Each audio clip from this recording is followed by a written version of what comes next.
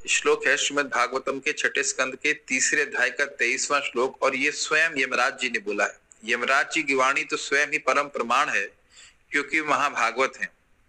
लेकिन बड़ी रुचिकर बात यह है कि यह अपने दूतों से कह रहे हैं। जब यमदूत अजामिल को वापस लाने में समर्थ नहीं हो पाए, फिर वो यमराज जी के पास जाते हैं और यमराज उन्हें भगवान के बारे में, भगवान के नाम की महिमा के बारे में उपदेश देते हैं, भागवत धर्म के बारे में उपदेश देते हैं। तो उसके अंत में वो कहते हैं, अंत के मतलब लास्ट के भाग में कहते हैं, नामोच्चारण महात्म्यम हरे पुष्पशत पुत्र का अजामिलोपि ये नैवा मृत्युपाशाद मुच्यता।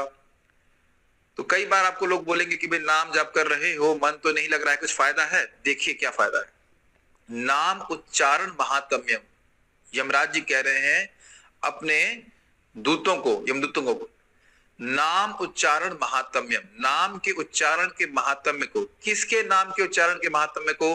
हरे है, श्री हरि भगवान विष्णु के। क्या करना है? पश्यतः, पश्यतः देखो। देखो मतलब तुम्हारे लिए तो अब ऐसा भी नहीं कि तुम्हें शास्त्र से श्रवण करना है। हे मेरे पुत्रों, पुत्र को कह रहे हैं, पुत्र तो है नहीं यमदूत, लेकिन सेवकों को भी बड़े प्रेम से बोल रहे हैं, इसलिए कह रहे हैं पुत्र का। ये प्रेम से संबोधन करने के लिए जो उपयोग होता है शब्द इसका, उसको पुत्र का कहते हैं।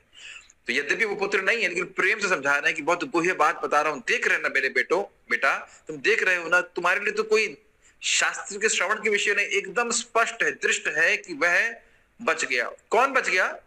अजामिलो अपि, अजामिल जैसा व्यक्ति भी। अब अपि का क्या आशय है? देखिए, अजामिल जैसा पापी भी, और वह भी अशुद्ध अवस्था में होते हुए भी, और वह भी ध्यान पूर्वक नहीं, अपने बेटे के बहाने से नाम बोलने पे भी, ये ना जिसके द्वारा, किसके द्वारा?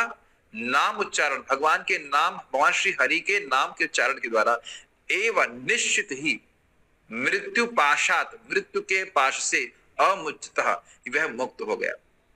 तो आप समझ सकते हैं, यहाँ पे स्वयं यमराज जी कह रहे हैं कि कोई प्रमाण की जरूरत नहीं है, कोई दलील की जरूरत नहीं है, आप तो, आपके सामने तो दृष्ट विषय है। तो आगे से कोई भी भगवान का नाम उच्चारण कर रहा हो तो उसको कभी भी नहीं लेके जाना, बिना माला के भी कर रहा हो। कहाँ अजामिल माला लेकर कर रहा था? क्या नादो के कर रहा था? कुछ भी नहीं।